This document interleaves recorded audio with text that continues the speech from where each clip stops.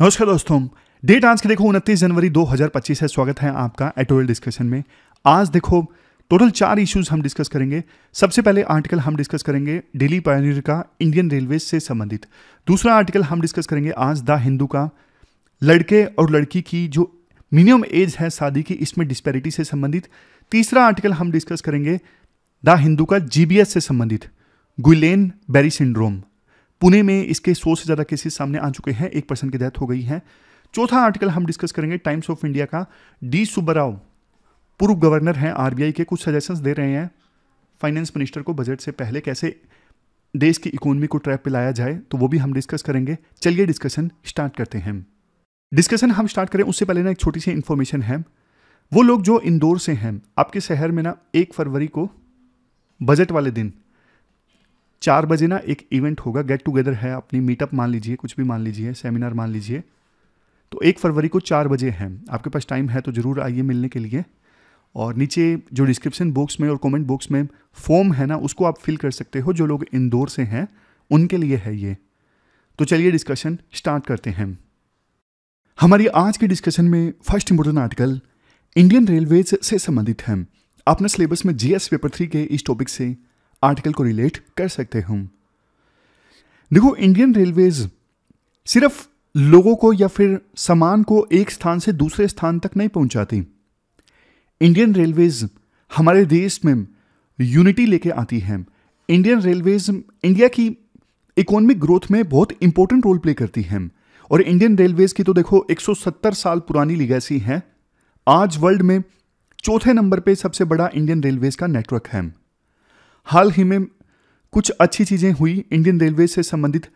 जैसे देखो, एक तो जम्मू डिवीजन का इनाग्रेशन किया गया प्रधानमंत्री मोदी के द्वारा।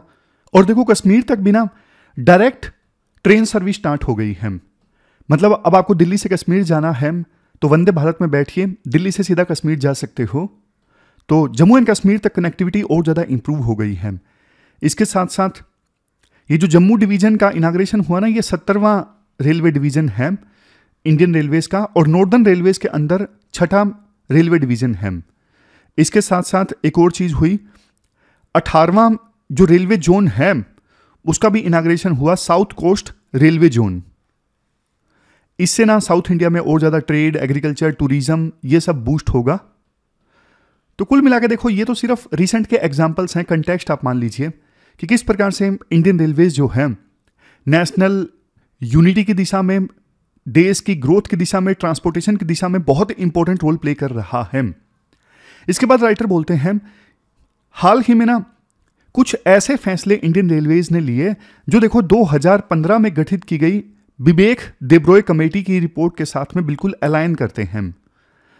समझ गए? 2015 में कुछ इंपॉर्टेंट रिकमेंडेशंस दिए थे विवेक देब्रॉय कमेटी ने इंडियन रेलवे से संबंधित। तो उसी पे काम करते हुए ना इंडियन रेलवेज ने field officer, general managers, divisional railway managers यानी डीआरएम, इन सबको एम्पावर किया। इसके अलावा जो नई जोन और नए डिविजन्स क्रिएट की गई हैं वो भी विवेक देब्रॉय कमेटी की रिकमेंडेशंस के आधार पर की गई हैं। इसके अलावा वंदे भारत ट्रेन चलाई गई हैं, कवच सेफ्टी सिस्टम, ताकि 2 ट्रेन आपस में ना टकराएं, सेफ्टी के लिए है ये कवच सेफ्टी सिस्टम, कोलिजन को रोकने के लिए। तो ये लॉन्च किए गए हैं। इसके अलावा गति शक्ति विश्वविद्यालय, एक यूनिवर्सिटी स्टैब्लिश की गई है। राष्ट्रीय रेल संरक्षा कोष, ये 1 अप्रैल 2017 को स्टैब्लिश किया गया था।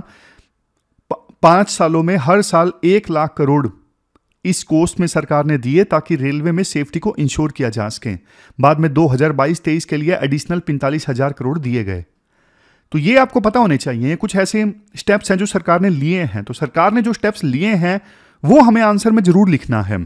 चलो, रिकमेंडेशन तो अपनी जगह जरूरी है, लेकिन सरकार के स्टेप्स हमें जरूर पता होने चाहिए। तो राइटर बोलते हैं, इन सब स्टेप्स से ना इंडियन रेलवेज ने अच्छी प्रोग्रेस की है, बट देखो और ज्यादा प्रोग्रेस करनी है तो 3S स्ट्रेटेजी पे ध्यान देना जरूरी है। 3S स्ट्रेटेजी मतलब 3S है यहां पे। 1S का मतलब है शेयर। शेयर किस में? लॉजिस्टिक में। लॉजिस्टिक मतलब सामान को एक स्थान से दूसरे स्थान पर पहुंचाना। तो लॉजिस्टिक्स में अभी भी इंडियन रेलवेज का शेयर काफी कम है, इंक्रीज होना चाहिए। दूसरा स्पीड। दूसरा एस स्पीड है। स्पीड अभी भी इंडियन रेलवेज की बहुत कम है, इंक्रीज होनी चाहिए। तीसरा एस है रिड्यूसिंग सर्विस चार्ज। सामान भेजने के लिए जो पैसे इंडियन रेलवेज चार्ज करता है ना, जो किराया लेता है सामान भेजने के लिए, वो बहुत ज़्यादा है। इसी वजह से लोग रोड सेक्टर से सामान भेजना ज़्यादा प्रेफर करते हैं। और अभी भी इंडियन रेलवेज का जो शेयर है लॉजिस्टिक में कम है, क्योंकि किराया ज़्यादा है। तो इन तीनों पे काम करने की जरूरत है, शेयर, सर्विस चार्ज और स्पीड। थोड़ा डिटेल से डिस्कस करते हैं। देखो, इकोनॉमिक सर्वे 2022-23 के अनुसार हमारे देश में जो टोटल लॉजिस्टिक कॉस्ट है ना, पूरे देश में, मतलब कोई भी सामान इधर से उधर गया हो, total logistic cost total GDP का 14 से लेके 18% के बीच में है, 14 से लेके 18% के बीच में। जबकि ग्लोबल बेंचमार्क 8% है कि लॉजिस्टिक कॉस्ट टोटल किसी भी इकोनॉमी में सिर्फ 8% ऑफ जीडीपी होनी चाहिए। यानी हमारे देश में सामान भेजना अभी भी काफी महंगा है। लॉजिस्टिक परफॉर्मेंस इंडेक्स में इंडिया की रैंकिंग 2014 में 54 थी, 2018 में 44 हुई और 2023 में 38 है। तो अभी भी काफी कम है इंडिया की रैंकिंग, खराब है मतलब। लॉजिस्टिक्स इंप्रूव करने के लिए ना हमें $300 बिलियन यानी 26 लाख करोड़ अभी भी इन्वेस्ट करने की आवश्यकता है। आप पूछोगे सर इतने पैसों का करेंगे क्या? देखो, इतने पैसों का जैसे ट्रैक को इलेक्ट्रीफाई करना, डिजिटल लॉजिस्टिक सिस्टम इंप्रूव करना, टर्मिनल्स जो होते हैं जहां पे सामान लोड किया जाता है, अनलोड किया जाता है, ऐसे टर्मिनल्स पे इंफ्रास्ट्रक्चर इंप्रूव करना, ये सब काम होंगे। समझ गए? इसके अलावा लास्ट माइल कनेक्टिविटी इस्टेब्लिश करना। अभी कुछ जो व्यापारी हैं, कुछ कंपनीज जो हैं, सामान रेलवे से इसलिए नहीं भेजती क्योंकि उन्हें लगता है कि यार सामान भेज दिया ना तो उसके बाद भी फिर रोड सेक्टर के थ्रू थोड़ा आगे भेजना पड़ेगा, क्योंकि जहां पे सामान भेजना है वहां पे रेलवेज की लाइन है नहीं। तो लास्ट माइल कनेक्टिविटी इस्टेब्लिश करना ये भी एक चुनौती है। अब इसके लिए या तो देखो ट्रैक बिछाया जाए, लेकिन हर जगह ट्रैक बिछाना जरूरी नहीं है। तो इस वजह से कहीं कहीं पे ना टर्मिनल से आगे अच्छी रोड्स हों, ऐसा भी सरकार को ध्यान देना चाहिए। जहां जहां पे टर्मिनल्स है ना, सामान लोड अनलोड होता है, उसके आसपास कनेक्टिविटी अच्छी इस्टेब्लिश हो ताकि लास्ट माइल तक सामान को स्मूथली पहुंचाया जा सके। इसके बाद राइटर बोलते हैं रेलवेज को ना क्रॉस सब्सिडाइजेशन नहीं करना चाहिए। अभी ना रेलवे क्या करता है, देखो रेलवे की जो पैसेंजर ट्रेन है ना वो चलती हैं घाटे में। अगर 100 रुपये रेलवे लगा रही है ना पैसेंजर ट्रेन में, फॉर एग्जांपल 60-70 इंडियन रेलवेज कमा पाती हैं, तो 30 रुपये का या 40 रुपये का जो नुकसान रेलवेज को होता है ना, वो रेलवेज फिर ना मालगाड़ियों से वसूलने की कोशिश करती है, वहां पे किराया बढ़ा देती है। तो इसको बोलते हैं क्रॉस सब्सिडाइजेशन। एक जगह आपको नुकसान हो रहा है, उसकी भरपाई आप दूसरी जगह से करने की कोशिश करते हो, लेकिन देखो इससे फ्रीट कस्टमर्स को जो सामान भेजते हैं उनको तो नुकसान हो गया ना। तो ऐसा इंडियन रेलवेज को नहीं करना चाहिए। फिर नेक्स्ट पॉइंट राइटर बोलते हैं हमारे देश में जो सुपरफास्ट ट्रेन्स हैं उनकी एवरेज स्पीड कितनी है, 55 kilometre per hour, global benchmark से बहुत कम है। तो हमें देखो टर्मिनल इंफ्रास्ट्रक्चर और कैपेसिटी को इंप्रूव करने की आवश्यकता है, और इसी से जो स्पीड है वो 7 से 10 किलोमीटर पर आवर तक इंप्रूव हो सकती है। आपने अक्सर देखा होगा रेलवे स्टेशन पे गाड़ी आती है या फिर टर्मिनल पे आती है ना, तो गाड़ी स्लो हो जाती है। जबकि जापान, चाइना में आप देखोगे कि वहां पे भी गाड़ी इतनी सपाटे से गुजरती है, बहुत तेजी से। तो एक तो ये चीज राइटर बोलते हैं। दूसरा, इवन जो गुड्स ट्रेन है, मालगाड़ियां हैं, उनकी तो एवरेज स्पीड सिर्फ 25 किलोमीटर पर आवर है। जबकि जो कस्टमर सामान भेजते हैं वो तो बोलते हैं कि अरे मालगाड़ियां सिर्फ 13 से 15 किलोमीटर पर आवर की स्पीड से चलती हैं। तो ये बहुत कम स्पीड है। हमें देखो ये इंश्योर करना चाहिए कि टर्मिनल्स पे गाड़ियां कम से कम रुके, जल्दी से सामान लोड अनलोड हो, और कुछ जो स्ट्रेटेजिक सेक्शंस हैं जहां पे कंजेशन होती है वहां पे थोड़ा ज़्यादा इन्वेस्ट किया जाए ताकि कंजेशन ना हो, मालगाड़ियां रुके ना। तो कॉम्पिटिटिवनेस देखो इंप्रूव करने की आवश्यकता है, तभी इंडियन रेलवे से ज़्यादा सामान भेजा जाएगा, अदरवाइज नहीं। अभी देखो लॉजिस्टिक्स में इंडियन रेलवेज का शेयर सिर्फ 27% है और ज़बरदस्त कंपटीशन है रोड सेक्टर से। राइटर इसके बाद बोलते हैं देखो इंडियन रेलवेज ने वैसा अच्छा काम किया है, कहीं कहीं पे जो फ्रीट टर्मिनल्स हैं उनको मॉडर्नाइज किया गया है, फ्लीट नेटवर्क को एक्सपेंड किया गया है, मतलब जहां से सामान भेजा जाता है वो लाइंस, उस नेटवर्क को एक्सपेंड किया गया है। लेकिन अभी भी देखो बहुत कुछ करना बाकी है। कॉस्ट आप कॉम्पिटिटिव रखो, कस्टमर एक्सपीरियंस इंप्रूव रहे, सामान जल्दी जाए, सामान में टूट फूट ना हो। तो ये सारी चीज़ों पे रेलवेज को ध्यान देने की आवश्यकता है, तभी इनका जो लॉजिस्टिक्स में शेयर है वो इंप्रूव होगा। तो ये पूरा आर्टिकल हमने डिस्कस किया, चलते हैं आगे। इसके बाद नेक्स्ट आर्टिकल देखो, इंडिया में ना लड़कों की शादी की मिनिमम एज 21 और लड़कियों की 18 है। लेकिन क्वेश्चन उठता है डिस्पैरिटी क्यों? क्या ये जेंडर इक्वलिटी के प्रिंसिपल्स को वायलेट नहीं करता? तो इस आर्टिकल को ना हम, एक केस है संजय चौधरी वर्सेस गुड्डन 2024 का केस है, जिसमें इलाहाबाद हाईकोर्ट ने फैसला दिया है। तो इस केस के कंटेक्स्ट में डिस्कस करेंगे ये पूरा इशू। आप सिलेबस में जीएस पेपर सेकंड के इस टॉपिक से आर्टिकल को रिलेट कर सकते हो। देखो 2006 का ना एक एक्ट है, prohibition of child marriage act. ये जो कानून है बचपन की शादियां रोकने के लिए बना है। इसमें चाइल्ड का मतलब लड़की मतलब 18 से कम और लड़का मतलब 21 से कम। तो यहां पे डिस्पैरिटी है। इसके अलावा देखो 1875 का एक एक्ट है, मेजोरिटी एक्ट 1875। अब इस एक्ट में ना यह बोला गया है कि हर एक पर्सन जिसकी एज 18 से ज्यादा है ना, वो एडल्ट है, चाहे लड़का हो या लड़की हो। तो ये दोनों लॉज, एक तरफ prohibition of child marriage act 2006 और दूसरी तरफ मेजोरिटी एक्ट 1875, ये दोनों जो एक्ट्स हैं ना एक दूसरे को कॉन्ट्राडिक्ट करते हैं। दोनों एक्ट्स की बातें अलग हैं। अब उस केस का जिक्र करते हैं जिसके बारे में शुरुआत में मैंने आपको बताया था। केस का नाम है संजय चौधरी वर्सेस गुड्डन 2024 का ये केस है। इस केस में क्या था, एक लड़के और लड़की की शादी हुई बचपन में ही। लड़के की उम्र थी 12 साल और लड़की की उम्र थी सिर्फ 9 साल। तो इस एज में दोनों की शादी हो गई। लेकिन देखो जब लड़के की एज 20 साल 18 महीने और 28 दिन हुई ना, तो लड़के ने पहले तो डाइवोर्स की पिटीशन डाली। लेकिन फिर उस लड़के को किसी ने आइडिया दिया कि तुम तो prohibition of child marriage act 2006 का इस्तेमाल कर सकते हो लड़की से अलग होने के लिए। तो लड़के ने पूछा ऐसा क्या है इस एक्ट में?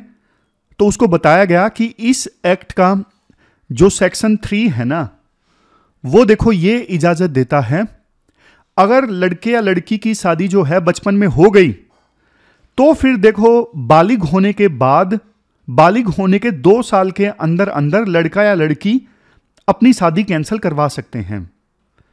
फिर से बोलता हूं, prohibition of child marriage act 2006 का एक सेक्शन 3 है, जिसमें यह बोला गया है अगर लड़के लड़की की शादी बचपन में हो गई ना, तो ना बालिग होने के 2 साल के अंदर अंदर लड़का या लड़की अपनी शादी रद्द करवा सकते हैं।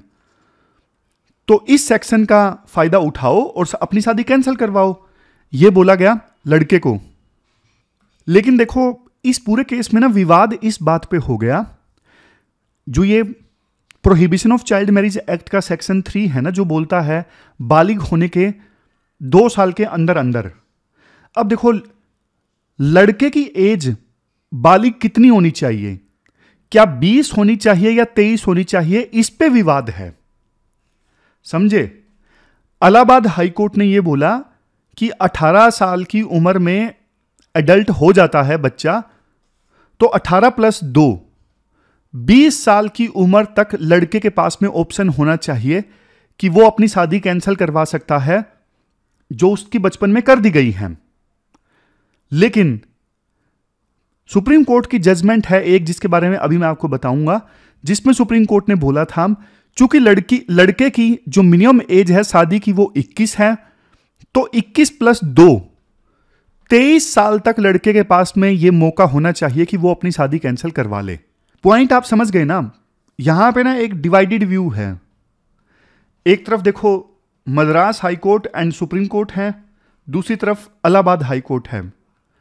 मद्रास हाई कोर्ट का ना 2011 में एक जजमेंट आया था, T Shivakumar versus the inspector of police case में। इस केस में यह बोला गया अगर एक लड़का 20 साल की उम्र में शादी करता है तो भी उसको एनलमेंट मतलब वही अपनी शादी को कैंसिल करवाने का अधिकार होना चाहिए, क्योंकि एक लड़के के लिए 20 साल में शादी करना भी एक प्रकार से बचपन में शादी के समान है, क्योंकि लड़के की मिनिमम एज शादी के तो 21 है, तो वो 20 में शादी कर रहा है तो भी इसे बचपन की शादी माना जाएगा। तो भी लड़के के पास में वो ऑप्शन होना चाहिए prohibition of child marriage act का सेक्शन 3 कि बालिग होने के 2 साल के अंदर वो अपनी शादी कैंसिल करवा सकता है, यानी 21 + 2 23, ये मद्रास हाईकोर्ट ने बोला। लेकिन इसके खिलाफ इलाहाबाद हाईकोर्ट ने यह बोला इस केस में, जिसका नाम है संजय चौधरी केस। कोर्ट ने बोला कि देखो 18 साल के बाद ना लड़का लॉ के बारे में अवेयर होता है, इसलिए अगर लड़का 18 के बाद अगर शादी करता है ना तो उसको फिर एनलमेंट का राइट नहीं मिलना चाहिए, तो फिर उसको अपनी शादी कैंसिल करने का राइट नहीं मिलना चाहिए बालिग होने के 2 साल के अंदर। यह इलाहाबाद हाईकोर्ट ने बोला, समझ गए। मद्रास हाईकोर्ट ने यह बोला अगर 20 में भी शादी करता है तो भी prohibition of child marriage act का सेक्शन 3 का फायदा मिलना चाहिए। लेकिन इलाहाबाद हाईकोर्ट ने बोला नहीं, 18 साल की उम्र बहुत होती है, अगर कोई 18 के बाद शादी करता है तो फिर वो prohibition of child marriage act का सेक्शन 3 का फायदा नहीं मिलना चाहिए कि बालिग होने के 2 साल के अंदर अपनी शादी कैंसिल करवा दो। इलाहाबाद हाईकोर्ट ने तो यह भी बोल दिया कि इस मामले में ना सुप्रीम कोर्ट की एक ऑब्जर्वेशन है जो कि गलत है। 2017 में ना independent thought versus union of India case में ना सुप्रीम कोर्ट ने यह बोल दिया था कि एक लड़का 23 साल तक अपनी शादी रद्द करवा सकता है अगर उसकी शादी बचपन में हो गई है तो इलाहाबाद हाईकोर्ट ने बोला कि सुप्रीम कोर्ट ने ना यह डिसीजन प्रॉपर एनालिसिस के बिना दे दिया। इस वजह से इलाहाबाद हाईकोर्ट ने सुप्रीम कोर्ट के इस डिसीजन को तो माना, क्योंकि मानना पड़ेगा उनको, ये तो प्रोसीजर है देश में कि हाई कोर्ट को सुप्रीम कोर्ट के जजमेंट को मानना पड़ेगा। लेकिन इलाहाबाद हाई कोर्ट ने बोल दिया जजमेंट में कि ये गलत है वैसे।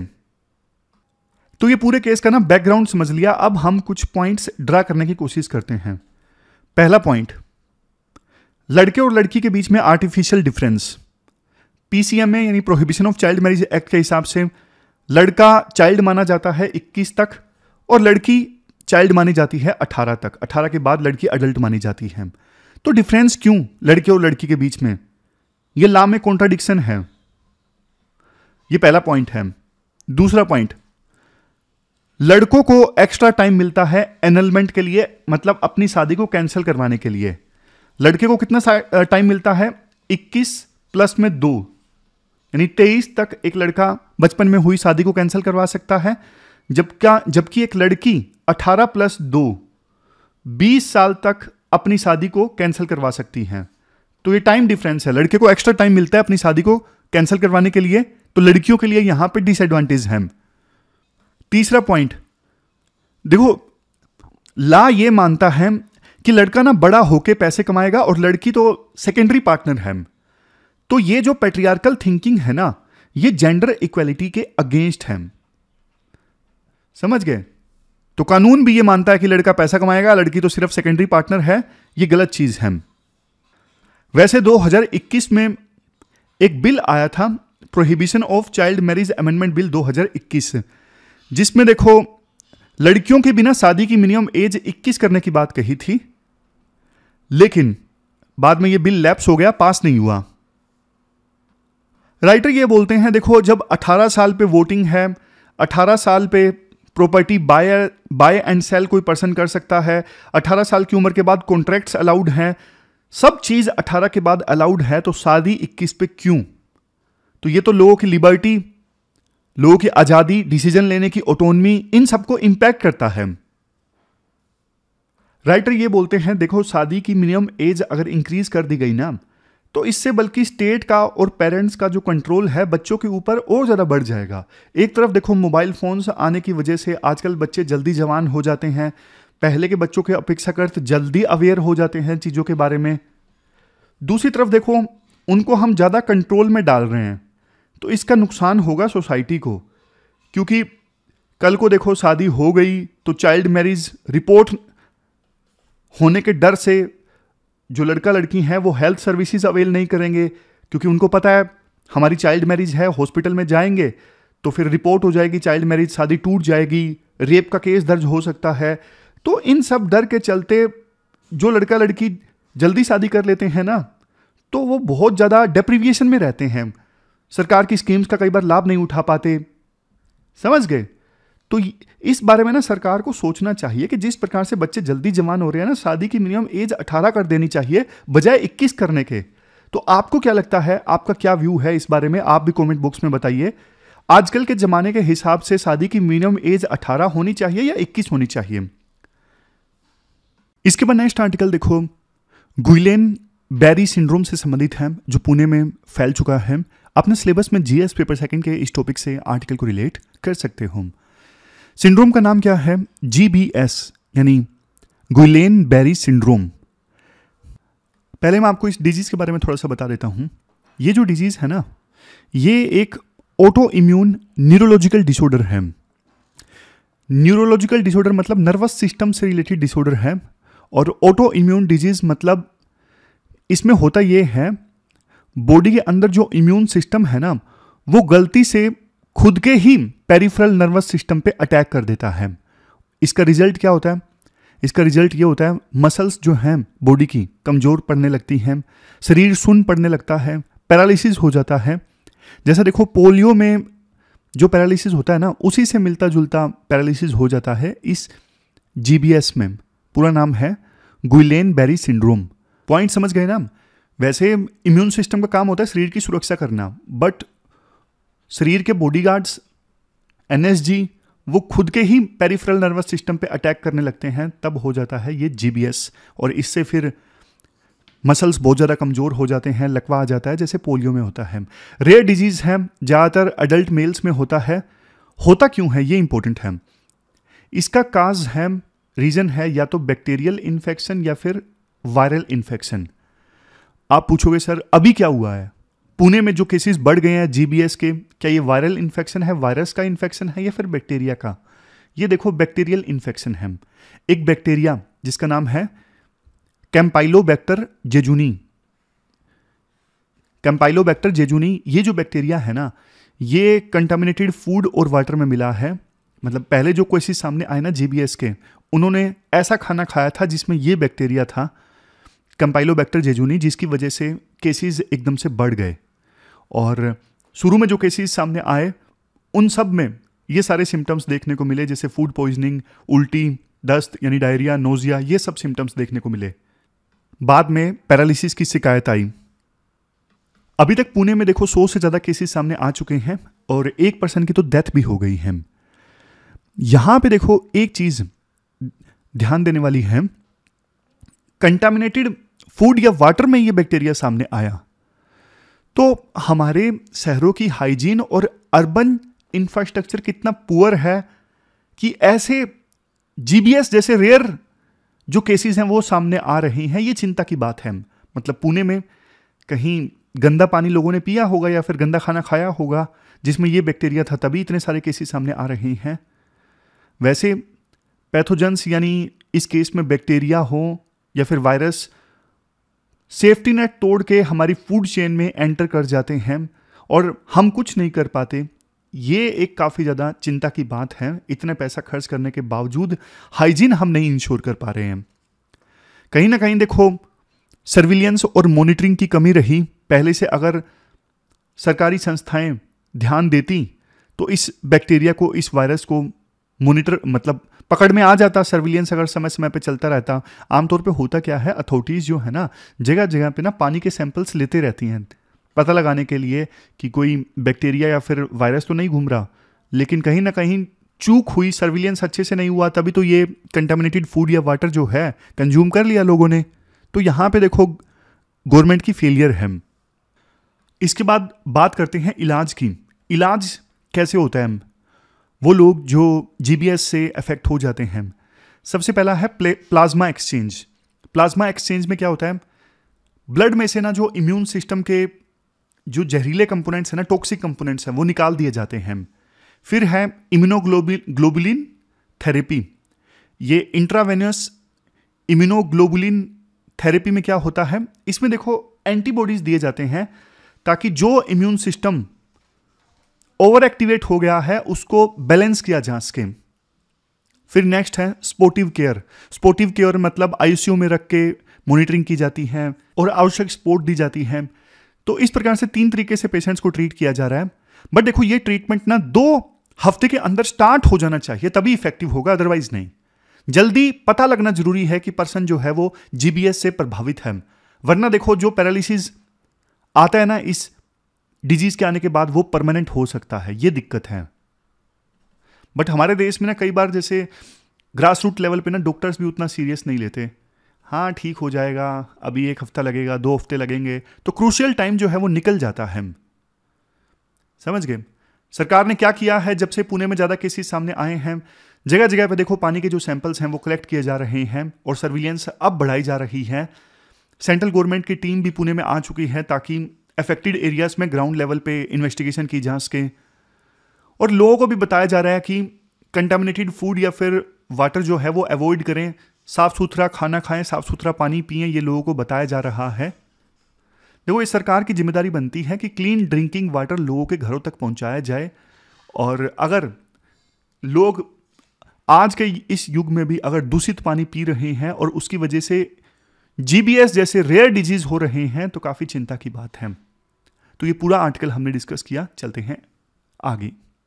इसके बाद नेक्स्ट आर्टिकल देखो टाइम्स ऑफ इंडिया का ना इकोनॉमी से संबंधित है। डी सुब्बाराव पहले आरबीआई के गवर्नर रह चुके हैं, इन्होंने ना इकोनॉमी से संबंधित कुछ सजेशंस दिए हैं। तो इंपॉर्टेंट है, 3-4 सजेशन इनके हैं जो हम आंसर राइटिंग में यूज कर सकते हैं। सबसे पहली चीज ये बोलते हैं, देखो 1991 के बजट में ना डॉक्टर मनमोहन सिंह जी ने एक बात बोली थी, विक्टर हुगो को कोट किया था, no force on earth can stop an idea whose time has come. Quote का मतलब है कोई भी शक्ति एक नए विचार को रोक नहीं सकती जब उसका समय आ चुका है। तब देखो वो आइडिया क्या था, तब आइडिया ये था कि सोशलिज्म की बंदिशें तोड़ के इंडियन इकोनॉमी को आजाद करना, प्राइवेट सेक्टर को बढ़ावा देना, एलपीजी रिफॉर्म्स यानी लिबरलाइजेशन, प्राइवेटाइजेशन, ग्लोबलाइजेशन। तो डॉक्टर मनमोहन सिंह जी का कहना था इन रिफॉर्म्स का टाइम आ चुका है, अब इनको कोई नहीं रोक सकता। तो आज भी ना एक आइडिया की जरूरत है सरकार को। तो वो आइडिया क्या है जिसका टाइम आ चुका है? बड़ा आइडिया क्या है? देखो सरकार कहती है हमें 2047 से पहले ना देश को डेवलप कंट्री बनाना है, लेकिन ना गेम प्लान सरकार ने क्लियर नहीं किया है कि कैसे डेवलप कंट्री बनाया जाएगा। जैसे एग्जाम्पल के तौर पे देखो इंडिया की पर कैपिटा इनकम ना आज के समय में कितनी है? 2697 है।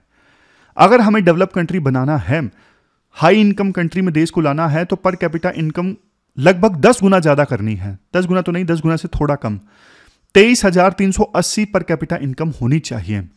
आरबीआई की रिसर्च ये कहती है इकोनॉमी को देखो हर साल 7.6% पर एनएम की रेट से आगे बढ़ना होगा अगले 25 सालों में, तब जाके ये गोल अचीव होगा 2047 आते आते।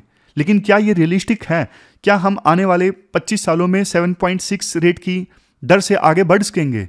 इसका आंसर है मुश्किल है।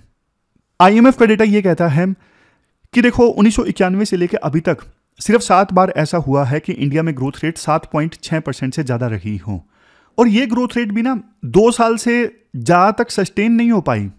मतलब ऐसा नहीं कि लगातार 2 सालों तक ग्रोथ रेट 7.6% से ज्यादा। तो आने वाले 25 सालों तक हम लगातार 7.6% से ज्यादा ग्रोथ रेट कैसे अचीव कर लेंगे? अगर हमें ऐसा करना है तो देखो पॉलिसी रोड मैप चाहिए, स्ट्रेटेजिक प्लानिंग हमें करनी होगी। और देखो बात यहां पे सिर्फ जीडीपी बढ़ाने की नहीं है, जीडीपी बढ़ाने से काम नहीं चलेगा, गरीब और अमीर के बीच की जो दूरी है ना वो कम करनी पड़ेगी। इकोनॉमी देखो तभी बढ़ेगी जब बॉटम के 50% जो है, मतलब 50% नीचे के गरीब तबके के लोग जो हैं उनकी इनकम बढ़ेगी, क्योंकि जब नीचे के 50% लोगों की इनकम ज्यादा होगी तो ज्यादा खरीदारी करेंगे, यानी कंजप्शन बढ़ेगा, ज्यादा फैक्ट्रीज चलेंगी, ज्यादा प्रोड्यूस करने के लिए ज्यादा नौकरियां डेवलप होंगी। समझ गए? तो इसलिए उनकी इनकम बढ़ाना जरूरी है।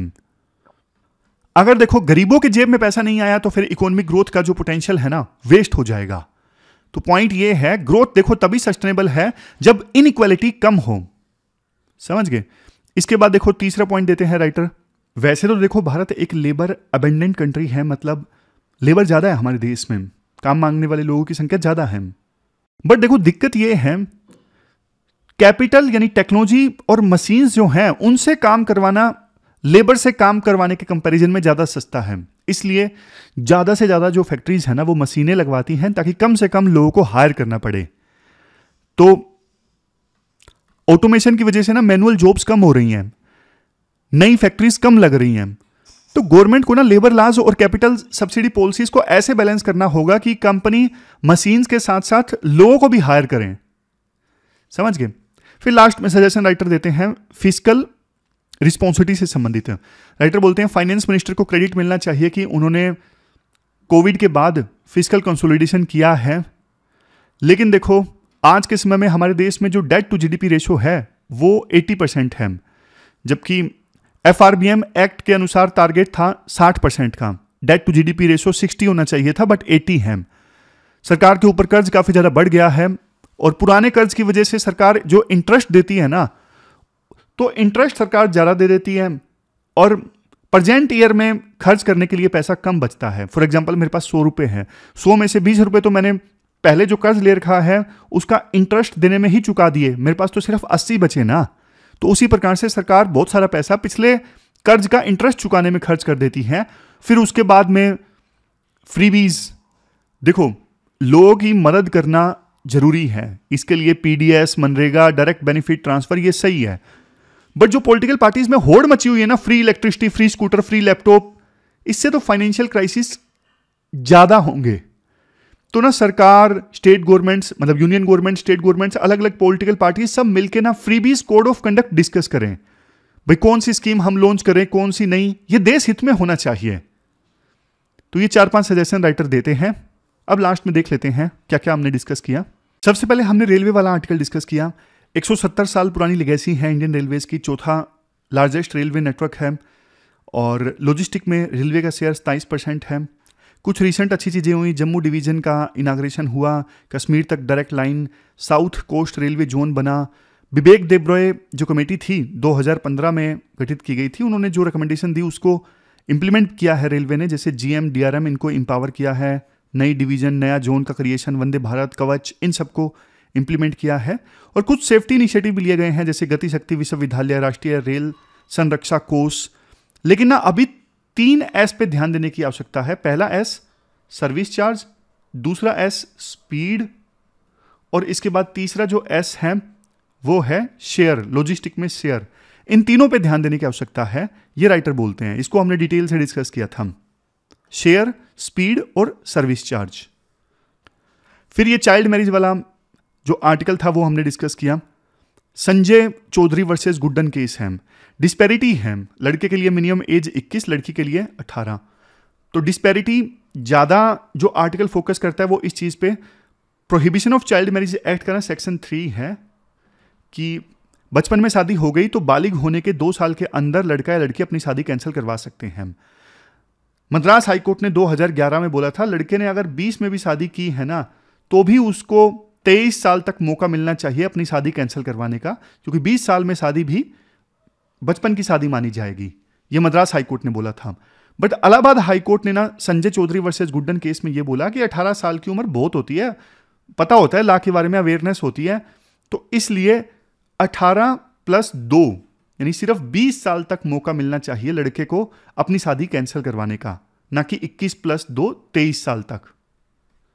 तो यहां पे एक तरफ मद्रास हाईकोर्ट प्लस में सुप्रीम कोर्ट का जजमेंट है, सुप्रीम कोर्ट की ऑब्जर्वेशन है 2017 की, दूसरी तरफ इलाहाबाद हाईकोर्ट का अभी का ऑब्जर्वेशन है। उन्होंने बोला कि हम सुप्रीम कोर्ट की बात तो मान रहे हैं 2017 के केस की, बट ये गलत है, सुप्रीम कोर्ट ने गलत फैसला दिया था। तो ये पूरा आर्टिकल हमने डिस्कस किया। फिर ये जीबीएस वाला आर्टिकल हमने डिस्कस किया। जीबीएस के 100 से ज़्यादा केसेस सामने आ गए पुणे में। ये बैक्टीरियल या फिर वायरल इन्फेक्शन की वजह से होता है। प्रेजेंट केस में बैक्टीरियल इन्फेक्शन की वजह से हुआ। कैंपिलोबैक्टर जेजुनी, ये कंटामिनेटेड फूड और या फिर वाटर में पाए जाने वाला बैक्टीरिया है। तो सरकार की विफलता है कि इतने सारे केसेस सामने आ गए कंटामिनेशन की वजह से। स्वच्छ पानी प्रोवाइड करना सरकार की जिम्मेदारी है, समय समय पे सैंपल्स लेना पानी के, ये सरकार की जिम्मेदारी है, बट सरकार फेल हुई। और इस डिजीज़ की वजह से सिम्टम्स क्या होते हैं? मसल्स की वीकनेस, पैरालिसिस हो जाता है पोलियो की तरह, और 2 हफ्ते के अंदर अंदर इलाज होना ज़रूरी होता है। इलाज जैसे प्लाज्मा एक्सचेंज, और ये वाला हमने डिस्कस किया था ना, एक सेकंड कहाँ पे है